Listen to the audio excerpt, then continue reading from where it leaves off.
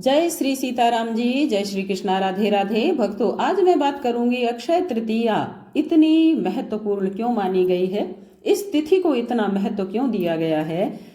न माधव समो मासो न कृतेन युगम समम न च वेद समम शास्त्रम न तीर्थ गंगायाम समम। वैशाख के समान कोई मास नहीं है, मंथ नहीं है।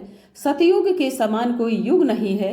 वेद के समान कोई शास्त्र नहीं है और गंगा जी के समान कोई तीर्थ नहीं है। उसी तरह अक्षय तृतीया के समान कोई तिथि नहीं है।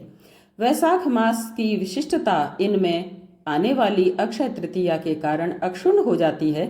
वैशाख मास के शुक्ल पक्ष तृतीया को मनाए जाने वाले इस पर्व का उल्लेख विष्णु धर्म सूत्र, मत्स्य पुराण, नारदीय पुराण और भविष्य पुराण आदि में मिलता है। धरती पर देवताओं ने 24 रूपों में अवतार लिया था। इनमें छठा अवतार भगवान परशुराम जी का था। पुराणों में उनका जन्म अक्षय तृतीया को ही माना गया है। इस दिन भगवान विष्णु के चरणों से धरती पर गंगा अवतरित हुई। सतयुग, द्वापर व त्रेता युग के प्रारंभ की गणना भी इसी दिन से होती है। अक्षय तृतीया के विषय में मान्यता है कि इस दिन जो भी कार्य किया जाता है उसमें बरकत होती है, यानी इस दिन जो भी आप अच्छा कार्य करेंगे उसका फल कभी भी समाप्त नहीं होगा। यह समय अपनी योग्यता को निखारने और अपनी क्षमता को बढ़ाने के लिए उत्तम माना गया है। यह जो मुहूर्त है अपने कर्मों को सही दिशा में प्रोत्साहित करने के लिए सर्वश्रेष्ठ माना जाता है। शायद यही मुख्य कारण है कि इस काल को दान इत्यादि के लिए सबसे श्रेष्ठ अच्छा माना जाता है।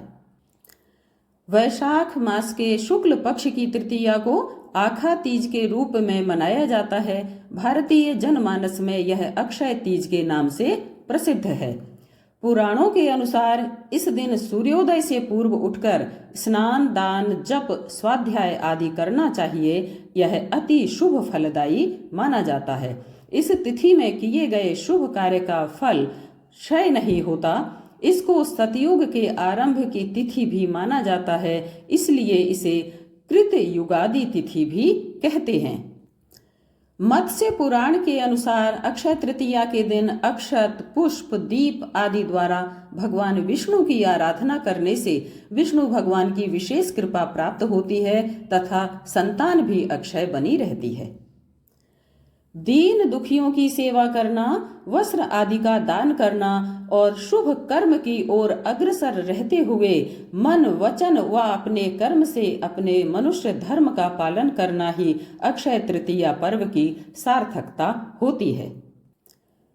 कलयुग के नकारात्मक प्रभाव से बचने के लिए इस दिन भगवान विष्णु की उपासना करके दान अवश्य करना चाहिए। ऐसा करने से निश्चय ही अगले जन्म में समृद्धि, ऐश्वर्य व सुख की प्राप्ति होती है।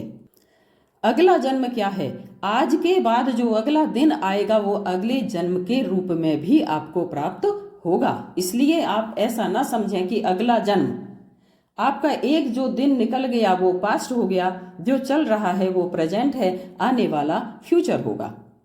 इसलिए जो भी आप कार्य करेंगे उसका आपको जो भी फल है, अच्छा फल है, वो आपको अगले दिन मिलना शुरू हो जाएगा।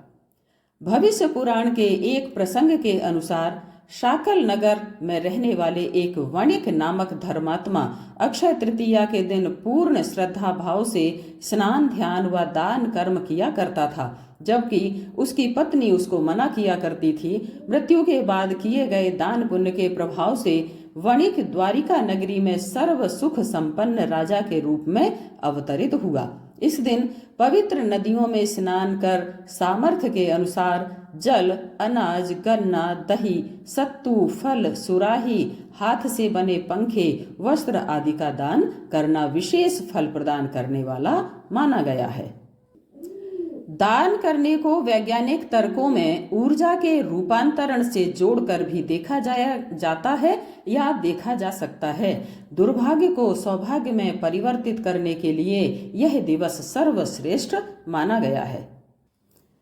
इस दिन प्राप्त आशीर्वाद बेहद तीव्र फलदायक माने जाते हैं, इसलिए भविष्य पुराण के अनुसार आप इस दिन बड़ों का आशीर्वाद जरूर लें। रेणुका के पुत्र परशुराम और ब्रह्मा के पुत्र अक्षय कुमार का प्राकट्य इसी दिन हुआ था। इस दिन श्वेत पुष्पों से पूजन कल्याणकारी माना जाता है। धन और भौतिक वस्तुओं की प्राप्ति तथा भौतिक उन्नति के लिए इस दिन का विशेष महत्व माना गया है। धन प्राप्ति के मंत्र, अनुष्ठान व उपासना बेहद प्रभावी होते हैं। इस तिथि को चारों धामों में से उल्लेखनीय एक धाम भगवान श्री बद्रीनारायण है, जिसके पट भी इसी दिन खुलते हैं। अक्षय तृतीया को ही वृंदावन में श्री बिहारी जी के चरणों के दर्शन वर्ष में एक बार ही होते हैं। इस दिन अक्षय तृतीया को दान पुण्य करने से, बड़ों का आशीर्वाद लेने से जाने अनजाने में हुए पापों का बोझ हल्का होता है और पुण्य की पूंजी बढ़ती है। इसलिए है यह अक्षय तृतीया का विशेष महत्व। जय श्री सीताराम जी, जय श्री कृष्णा, राधे राधे।